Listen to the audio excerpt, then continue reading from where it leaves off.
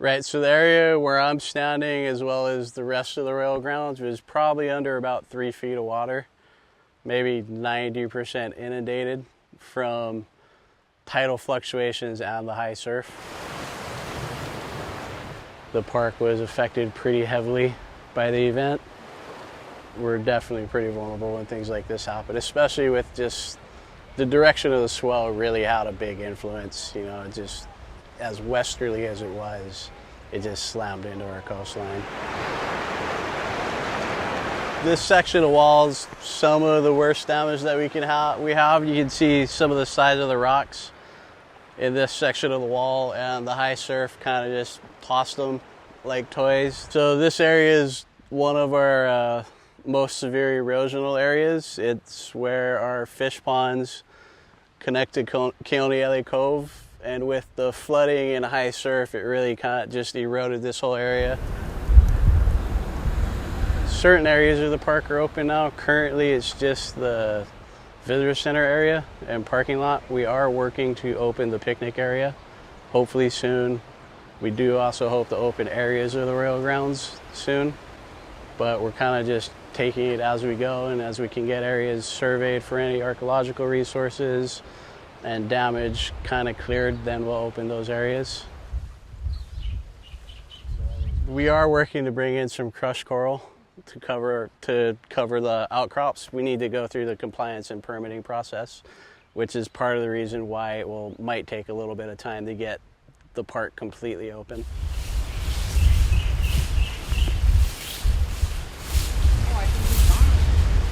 I would say 90% of the rail grounds in Puuhonua were flooded, inundated with water. Honaunau survived the storm well.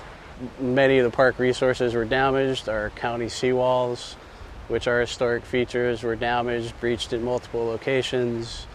Our interpretive trail through the Puuhonua was just about wiped out. So this is one of our county seawalls and sea defenses fronting the Honaunau temple site.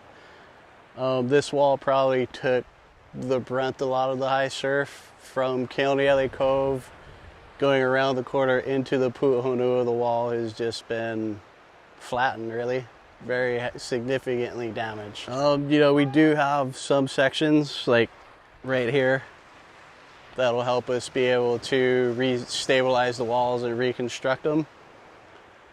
But for a large amount, that they have been impacted pretty heavily. We're seeing bathtub rings of maybe 3 feet. So right behind me is part of the south leg of the Great Wall, which encloses the Puuhonua. And you can see the bathtub ring of the maximum extent of inundation on the Great Wall, and it's probably about 3 feet high. From what we've seen so far, the Great Wall itself is okay. Our road to our picnic area was affected with, rock strewn across it, washed out in certain areas, and our picnic area bathrooms were affected as well as our maintenance area. The physical damage we're seeing to the resources, to the built landscape, is worse than the tsunami. More walls have been damaged to a greater extent, as well as there's been more areas of the park that have been affected than were during the tsunami. We haven't experienced the type of erosion that we did during the tsunami. We think it's been more of a depositional event. We're seeing a lot more sand piled up than washed away in areas. But we do have some pretty significant areas where sand has been washed out.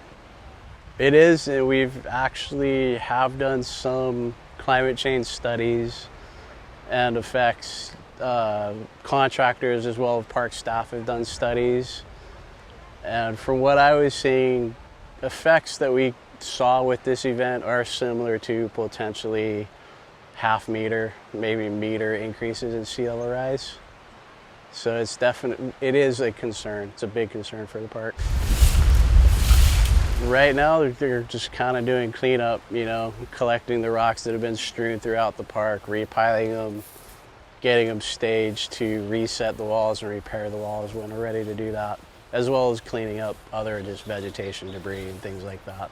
We appreciate everyone's understanding about the event and how hard we got hit by the high surf, and do ask for everyone's understanding with the closures and to please pay attention to the closures. There are areas that are closed because we're currently working trying to improve them, make them safe for the resources and people visiting the area.